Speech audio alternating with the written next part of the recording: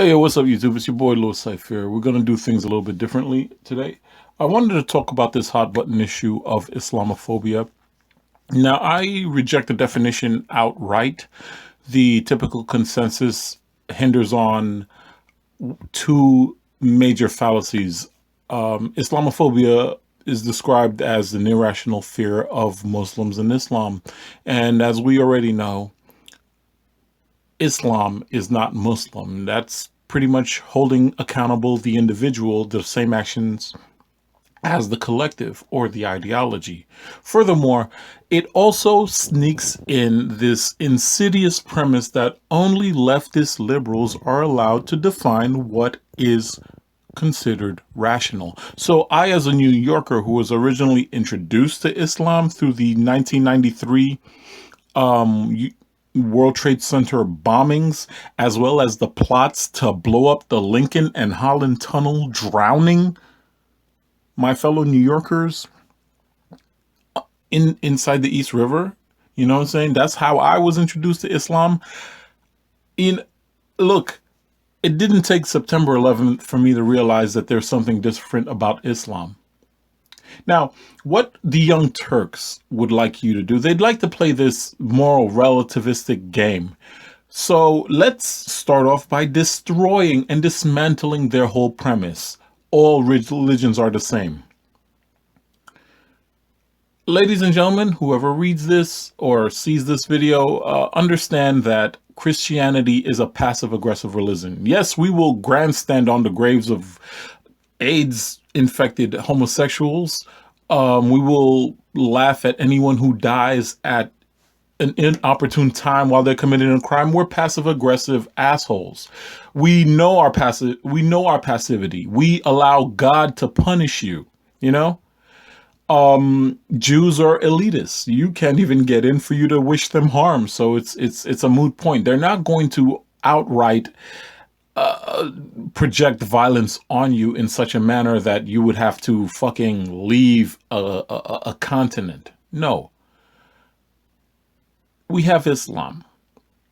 Islam is an interesting set of ideologies and principles, mainly predicated on the objective reality that God is infallible and he is, you can't question his authority. These religious authoritarians go by the notion that God is the final arbiter of what is true. And for any of you who've watched my channels before, I think that everyone is looking for authenticity. They're looking for truth. They're looking for stability. Men's rights advocates, they might see that in, a specific gender roles, and they go by evolutionary psychology to back their foundation. Feminists or vegetarians, they want to go by this objective proof of what it is to be a just human being by taking care of the meek, almost to the point of lifting up the meek over the strong. Islam has the same principle, because while postmodernism, Western civilization, academia, and the modern age is alienating a lot of people from their identity as men, it's also alienating people from the identity of religion. So civilization, Western civilization is diametrically opposed to God. And rather than deal with the fact that there's contradictions in religion that precipitate human academia, Islamists would rather murder their adversaries. And this sets up a certain it's not even an iron fist and a velvet glove approach. I think all Muslims benefit from the terrorism, because what could be greater objective proof of the validity of God than the merciless murdering of your adversaries? I was reading a article on Yahoo about a young woman in Raqqa, Syria, where she had the tenacity of yelling at her child, "You better get back inside, or I am going to, I swear before Allah, I will cut your head off." Now, an ISIS sympathizer heard what she said and reported her to the local authorities of vice and virtue. The end result of this being the 4-year-old child was beheaded in front of her mother, and the mother was told to wipe her hands in the blood of the child. Why was this necessary? Why was such a barbaric act necessary? Because, ladies and gentlemen, it provides objective proof of the validity of Allah as a God. You do not use his name in vain. You do not bring him up unless you want to feel the consequences. And this provides two things. One, it makes those who are on the wall of Islam, those who are fighting post-structuralism in the philosophy of nihilism and post-structuralism and all the academic bullshit that we're going through right now, it sets an objective line in the sand.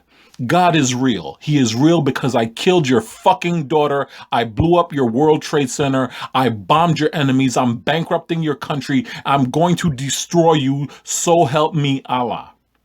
That's what we're fighting against, ladies and gentlemen. We're fighting against the objectivity of death. Radical Islamists use death as the line in the sand to prove the validity of their deity. And what we're doing to combat this, we're holding hands and singing Kumbaya. We're telling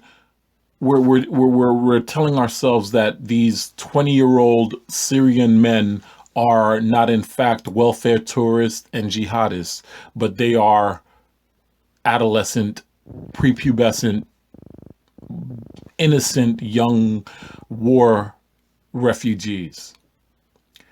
I can't tell you how much I have lost respect for leftist academia in the process. You know, most of the people who are against Britain going into independence, I just cannot deal with them anymore. My frustration has gone to a point where I'm crestfallen. I am just completely, totally, and spiritually tired of dealing with these pathological liars, these sympathizers, these religious authoritarian butt monkeys, you know? John Oliver, who recently made a video about how, oh, we should let them in. Look at this poor handicapped Muslim girl who watches soap operas. What think about her? Well, what about her brother? You know, her brother who was fucking pledging loyalty to ISIS.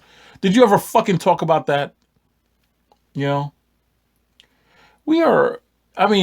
a lot of people don't understand the fact that it is it is the conservative right who are standing in the middle of radical Islamic imperialism, fascism, and a religious authoritarianism, and nihilistic, postmodernist, nothing means nothing, the white man is the devil type of leftism. We are actually the centrists in this.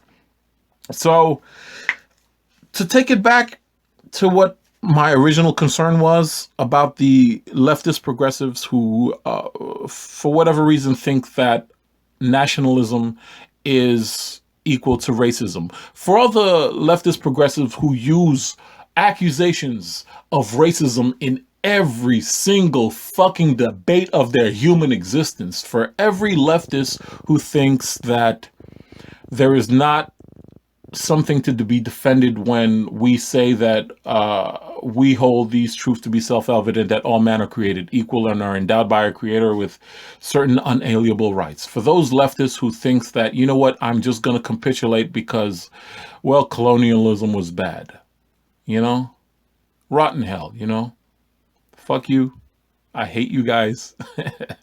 All right, whatever. Words of wisdom for anybody who wants to know. Um, Most academia teaches that minorities belong on a perch of moral unassailability. Let me say that again. Academia has been teaching minorities that they reside in a perch of moral unassailability. So the point that whether they want to commandeer a stage, enact violence for their political struggle, whatever, what have you, they're entitled to because white colonialism was so evil.